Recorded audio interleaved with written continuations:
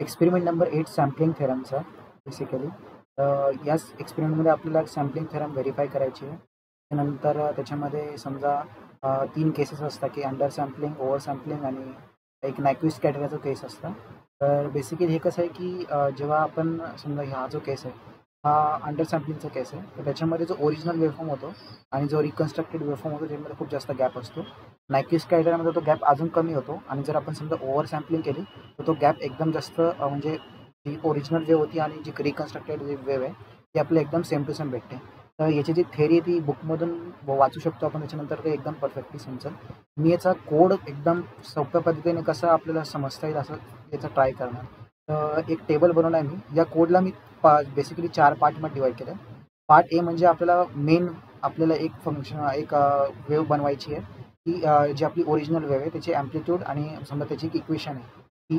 त्याच्यानंतर पार्ट बीमध्ये मी समजेल की समजा आपल्याला प्रत्येक जे केस अंडर सॅम्पलिंग, नायक्विस्ट क्रायटेरिया आणि ओव्हर सॅम्पलिंग त्याच्यासाठी एक एक फ्रिक्वेन्सीचं व्हेरिएबल बनवलं आहे, त्याचं इनपुट घेणार आणि त्याच्यासाठी पण आपण एक फंक्शन लावतोय. त्याच्यासाठी आपण एक एक्स डिफाईन करतोय की समजा ही त्याची वेव्हची इक्वेशन आहे समजा. त्याच्यानंतर पार्ट सीमध्ये आपण रिकन्स्ट्रक्शन करतोय. आता रिकन्स्ट्रक्शन कसं करणार मी पर्टिक्युलरली सांगणार. आणि पार्ट डी म्हणजे सगळं आपलं प्लॉटिंग वगैरे की आपण किती कसं प्लॉट करणार.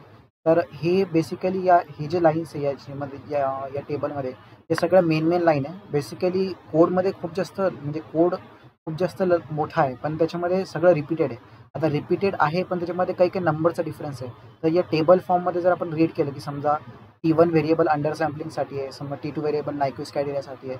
त्याच्यानंतर इथं व्हेरिएबल समजा XN म्हणजे काय, XUN म्हणजे काय किंवा XOV हे सगळं जर आपण टेबलमध्ये बघितलं तर आपल्याला लवकर कोड समजू शकतो. तर मी कोड दाखवतो सगळ्यात पहिले. हा जो कोड आहे हा मी म्हणजे थोडंसं याच्यामध्ये बिनकामाच्या गोष्टी रिमूव्ह केल्या म्हणजे हा कोड पटकन समजणार. तर सगळ्यात पहिले पार्ट एबद्दल आपण बोलू. ठीक आहे. तर पार्ट ए असं आहे की सगळ्यात पहिले क्लिअर म्हणजे आपण एक स्क्रीन क्लिअर करतोय, क्लिअर ऑल करतो आणि सगळं क्लोज ऑल करतो. म्हणजे जे ऑलरेडी ओपन विंडो आहे ते सगळं क्लोज आणि क्लिअर होणार. त्याच्यानंतर हे कमेंट करण्यासाठी आपण % यूज करतो. एफ प्रिंट करण्यासाठी फंक्शन आहे. तर आपण त्याच्यामध्ये समजा ही फॉर्मॅटिंग आहे थोडीशी, म्हणजे एक लाईन दिसणार, त्याच्यानंतर टायटल येणार, सॅम्पलिंग अँड कन्स्ट्रक्शन हे आपण कमांड प्रॉम्प्टवरती प्रिंट करणार. त्याच्यानंतर आपण एक इनपुट घेतो कॅपिटल एफ म्हणजे एक आपली मेन फ्रिक्वेन्सी आहे. इनपुट घेणार आहे म्हणजे frequency of analogue signal in hertz ती आपण घेतोय. त्याच्यानंतर आपल्याला माहिती आहे नायक्विस्ट क्रायटेरिया काय, F S is greater than equal to twice FN.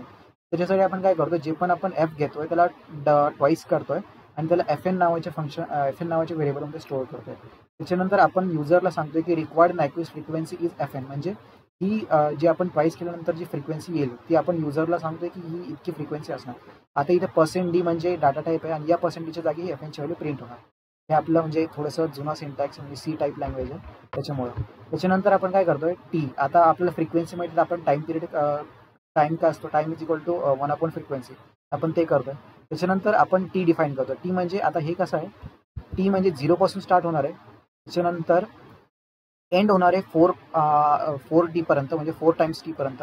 आणि ही त्याची इंटरव्हल आहे की किती सॅम्पल्स आपण घेतोय फॉर एक्झाम्पल. त्याच्यानंतर आपण इक्वेशन डिफाईन करतोय. एक्स म्हणजे आपली एक्स वेव्ह आहे, तर त्याची आपण इक्वेशन डिफाईन करतोय 2 cos 2πft ही आपण त्याची इक्वेशन डिफाईन करतोय. हे झाला पार्ट ए. पार्ट बी म्हणजे आपल्याला प्रत्येक केस म्हणजे अंडर सॅम्पलिंग, ओव्हर सॅम्पलिंग आणि नायक्विस्ट क्रायटेरिया यांच्या पण वेव्ज आपल्याला डिफाईन करायचं आणि यांच्या आपल्याला सेपरेट फ्रिक्वेन्सीज पण घ्यायला लागणार. ठीक आहे. तर याच्यासाठी मी हे टाईप करतो. ठीक आहे.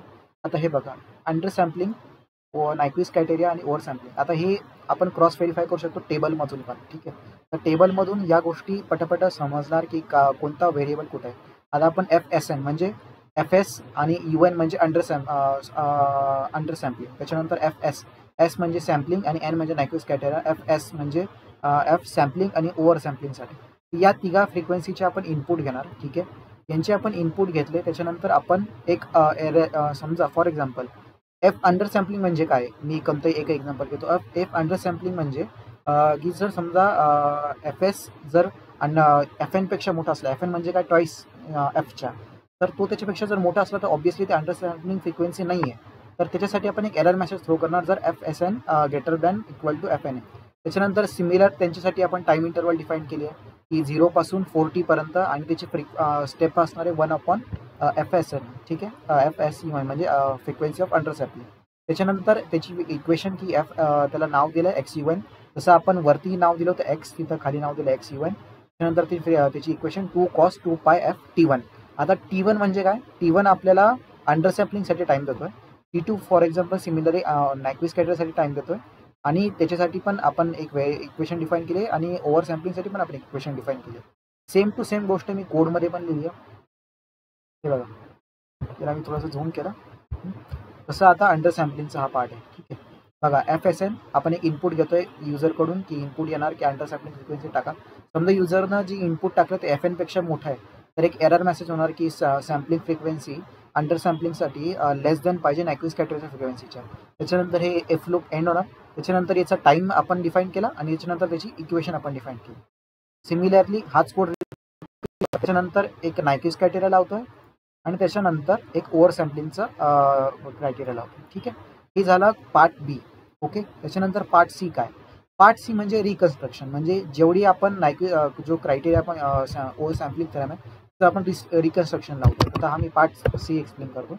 पार्ट सी पण आपण सिमिलरली टेबलमधून बघू शकतो की समजा याच्यामध्ये काय काय मेन लाईन्स आहे जे आपल्याला लिहायच्या आहे आणि एक त्यांचं व्हेरिएबल्स काय. आता XR1, XR2 आणि XR3 असे मी 3 व्हेरिएबल लावले ओव्हर सॅम्पलिंग, नायक्विस्ट कॅटरन आणि अंडर सॅम्पलिंगसाठी. तर आता zeros of 1 to length of t याचं मिनिंग काय, म्हणजे आपण ही 1 पासून t पर्यंत जी एवढी लेंथ आहे त्याच्यामध्ये जेवढे झिरोज आहे ते फाइंड करतो, ठीक आहे. त्याच्यानंतर k आणि p, हे k आणि p दोन व्हेरिएबल आहे. हे 1 पासून लेंथ ऑफ t पर्यंत आणि p म्हणजे 1 पासून लेंथ ऑफ t1 पर्यंत रन होत आहे. हे बघा, इथं लेंथ ऑफ t2 आहे कारण की हे नायक्विस्ट कॅटरन आहे, इथं लेंथ ऑफ t3 कारण की ओव्हर सॅम्पलिंग आहे. फक्त व्हेरिएबलचा डिफरन्स आहे. त्याच्यानंतर हा जो फॉर्म्युला आहे हा बेसिकली इतकाच फॉर्म्युला जो मी बोलाल की हा रट्टा मारायला पाहिजे आणि याच्यामध्ये बेसिकली काही नाही, एक सिंक फंक्शन यूज होत आहे आणि आपण सिंक फंक्शन यूज करून रिसॅम्पलिंग करतोय. त्याच्याबद्दल थेरी जी आहे ती बुकमध्ये लिहिलेली आहे, ती आपण रीड करू शकतो. पण मी बोलाल की सिम्पल हा एवढा जो फॉर्म्युला हा रट्टा मारून घ्या. XR1 of k is equal to XR1 of k, म्हणजे आपण हे याच्यामध्ये हे जो फंक्शन आहे याच्यामध्ये आपण XUN ची व्हॅल्यू ऍड करतोय आणि त्याच्यामध्ये एक सिंक फंक्शन यूज केलं, ठीक आहे. इतका फॉर्म्युला जर रटला तर आपल्याला बाकी काही रटायची गरज नाही कोडमध्ये, ठीक आहे. तर याला मी आता कोडमध्ये कसं केलंय, ठीक आहे. हा पार्ट माझा कोडमध्ये. आता एक हा इतका पार्ट अंडर सॅम्पलिंगसाठी, हा नायक्विस्ट कॅटरसाठी, हा ओव्हर सॅम्पलिंगसाठी. तर XR1 is equal to zeros of 1 to length t. त्याच्यानंतर 2 फॉर लूप आहे, नेस्टेड फॉर आहे आणि हा फॉर्म्युला इथं प्लेस केला आहे आणि दोघं फॉर लूपला एंड केलं, ठीक आहे. तर हा कोड इतका इतका एक पार्ट जर आपण केला तर बाकीचा पार्ट रिपीट आहे आणि त्याच्यामध्ये नवीन व्हेरिएबल, नवीन नेम आपण टेबलमधून व्हेरीफाय करू शकतो. त्याच्यानंतर पार्ट डी. पार्ट डी म्हणजे थोडासा लंबा दिसतो पण हे काही नाही, खूप जास्त सोपं आहे. पार्ट डी मध्ये एक लक्ष द्यायचं फक्त की आपल्याला सबप्लॉट म्हणजे काय. सबप्लॉट म्हणजे बेसिकली आपण जेव्हा प्लॉटिंग करतो या सगळ्या जेव्हा आपण प्लॉट्स लावणार तर ते सगळे प्लॉट एकाच फिगरमध्ये दिसले पाहिजे, जसं की ही फिगर आहे. आता या फिगरमध्ये एकच फिगर आहे, एकच विंडो आहे बेसिकली. हे बघा, एकच विंडो आहे आणि एका विंडोमध्ये 8 प्लॉट आपले आलेले आहेत. जर आपण सबप्लॉट यूज नाही केलं तर काय होणार, 8 फिगर आपल्याला 8 विंडो सेपरेट भेटणार आणि ते मॅनेज करणं डिफिकल्ट होऊन जातं, ठीक आहे. तर काय असतं, एक फिगर एक सगळ्यात वरती क्रायटेरिया दिला तर याला सेमीकोलन नाही द्यायचा, ही लक्षात ठेवायचं, याला सेमीकोलन नाही द्यायचा, ठीक आहे. त्याच्यानंतर सबप्लॉटचा सिंटॅक्स कसा असतो. सबप्लॉटचा सिंटॅक्स बेसिकली असतो, पहिले जे 2 डिजिट असतात 4 2 जा, म्हणजे 4 × 2 किती होतं 8, म्हणजे 8 फिगर असणार आहे, ठीक आहे. 8 फिगर आपल्याला या सबप्लॉटमध्ये दिसणार, म्हणजे 4 2 जा 8 असं असतं याचं मिनिंग. त्याच्यानंतर मी ते बघू शकतो 1 म्हणजे figure number 1, figure number 2, figure number 3, figure number 4 असं पासून फिगर नंबर 8 पर्यंत मी खाली लिहिलं. आता अजून एक गोष्ट इथं, पहिला म्हणजे नंबर ऑफ कॉलम असतात आणि 2 म्हणजे नंबर ऑफ रोज असतात. तर 4 2 जा 8 म्हणजे 8 फिगर असणार आणि हे त्यांचे इंडेक्स नंबर आहे की 1 ला इथे असणार, 2 ला हे असणार, 3 ला हे असणार, ठीक आहे. त्याच्यानंतर आपण काय करतोय, सगळ्यात पहिले ब्लॉक t, x करतोय. त्याच्यानंतर x लेबल, y लेबल सगळ्यांमध्ये कॉमन आहे. तर हे मी टेबलनं जर दाखवलं तर हे लवकर समजणार. हे बघा, यांच्या मेन लाईन्स कोणत्या प्लॉटमध्ये काय काय येणार. पहिल्या प्लॉटमध्ये t, x प्लॉट करतोय, दुसऱ्या प्लॉटमध्ये पण t, x प्लॉट करतोय, ठीक आहे. त्याच्यानंतर एक दुसरा जो प्लॉट आहे, इतका जो पार्ट आहे याच्यामध्ये नंबर 3, नंबर 5 आणि नंबर 7. हा जो नंबर 3 वाला केस आहे हा अंडर सॅम्पलिंगसाठी आहे. नंबर 5 वाला केस ओव्हर नायक्विस्ट कॅटरसाठी आहे आणि हा ओव्हर सॅम्पलिंगसाठी आहे. आता आपल्याला माहिती आहे T1 व्हेरिएबल कशाचा होता आणि XU1 व्हेरिएबल कशाचा होता, अंडर सॅम्पलिंगचा होता. त्याच्यानंतर T2 आणि XN व्हेरिएबल कशाचा होता, नायक्विस्ट कॅटरचा होता. आणि T3 आणि XOV व्हेरिएबल कशात होता, ओव्हर सॅम्पलिंगचा होता. तर फक्त हा पार्ट रिपीट एवढा झालाय, ठीक आहे, इतका पार्ट रिपीट झालाय. आपण एक सिग्नल होल्ड करतोय, ठीक आहे.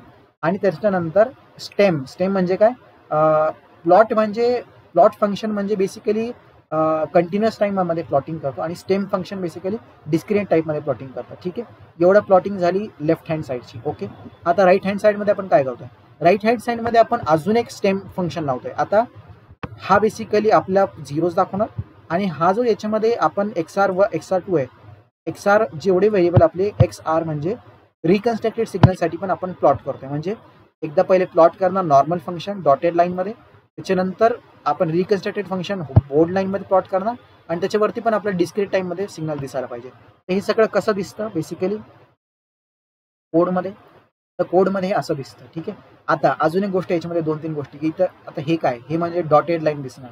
तर हे डॉटेड लाईन कुठं दिसणार, जे आपण ग्राफ प्लॉट केलं हे बघा, ही डॉटेड लाईन आहे. आता हे सगळं फॉर्मॅटिंग आहे की कोड आपला ग्राफ कसा सुंदर दिसायला पाहिजे किंवा त्याचे कलर वगैरे किंवा त्याची लाईन विथ म्हणजे तो ग्राफ किती त्याची विथ असणार आहे. हे बघा, आता मी समजा ही जी विथ आहे, आता ही विथ 2 आहे आणि ही विथ 1 आहे, त्याच्यामध्ये डिफरन्स बघू शकतो आपण. तर हे थोडंसं डेकोरेशनसाठी आहे. एक्स लेबल आणि वाय लेबल सगळीकडे सेम आहे. टाईम आणि ॲम्प्लिट्यूड की एक्स ॲक्सिसवर टाईम येणार आणि वाय ॲक्सिसवर ॲम्प्लिट्यूड येणार. त्याच्यानंतर वाय लिमिट -2 पासून 2 पर्यंत, म्हणजे हा जो प्लॉट आहे -2 पासून 2 पर्यंतच हा प्लॉट होणार, त्याच्या वरचं आणि खालचं येणार नाही. हे बेसिकली आपण लिमिट टाकतोय की इथपर्यंत प्लॉट झाला पाहिजे आणि प्रत्येक गोष्टीमध्ये हे कॉमन आहे. आता याच्यामध्ये जे मी टेबल सांगितलं, टेबलमधून सगळ्या गोष्टी याच्यामध्ये प्लेस केल्या. हे बघा, पहिल्या आणि दुसऱ्यामध्ये प्लॉट T,X, नंतर त्याच्यानंतर होल्ड आणि हे स्टेम, त्याच्यानंतर लास्टच्या 3 याच्यामध्ये स्टेम, त्याच्यानंतर होल्ड आणि 2 प्लॉटवाले फंक्शन, ठीक आहे. तर हे टेबलमधून व्हेरीफाय करायचं आणि टेबलमधून समजा एक थोडंसं कोड आणि टेबलला तुम्ही जर एकाच लेफ्ट आणि राईटला ठेवून असं जर कम्पेअर केलं तर हा कोड समजायला माझ्या हिशोबानं खूप सोपंच आहे. याच्यामध्ये मोस्ट ऑफ गोष्टी रिपिटेशन आहे, ठीक आहे. हा जो टेबल आहे आणि हा जो कोड आहे हा मी काहीतरी टाकतो ड्राईव्ह वगैरे आणि खाली कमेंटमध्ये याची लिंक देतो, ठीक आहे. हा कोड प्रॅक्टिस करायचा. आता याच्यानंतर याला रन कसं करायचं, ठीक आहे. आता जे ऑलरेडी रन आहे ते मी क्लोज करतो आणि मला रन करून दाखवतो. भरपूर जण रन करायला प्रॉब्लेम येतो, तर याला मी क्लोज करतो आणि एकदा मी ग्राफ समजवणार, ठीक आहे.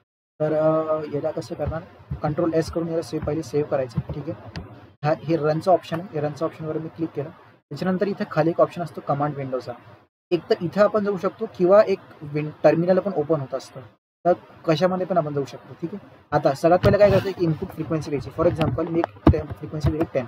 त्याच्यानंतर मला कोडनं सांगितलं याच्यासाठी नायक्विस्ट फ्रिक्वेन्सी पाहिजे 20. आता अंडर सॅम्पलिंगसाठी काय करणार, आता अंडर सॅम्पलिंग म्हणजे काय, 20 पेक्षा कमी फ्रिक्वेन्सी काही पण टाकायला लागेल. फॉर एक्झाम्पल मी टाकली 60. नायक्विस्ट कॅटेरियाची फ्रिक्वेन्सी काय 20, तर मी टेस्ट सेम टू सेम टाकणार 20. आणि एक ओव्हर सॅम्पलिंगची केस येतो. ओव्हर सॅम्पलिंगमध्ये जी नायक्विस्ट कॅटेरियापेक्षा जास्त फ्रिक्वेन्सी टाकायची, तर एक 30.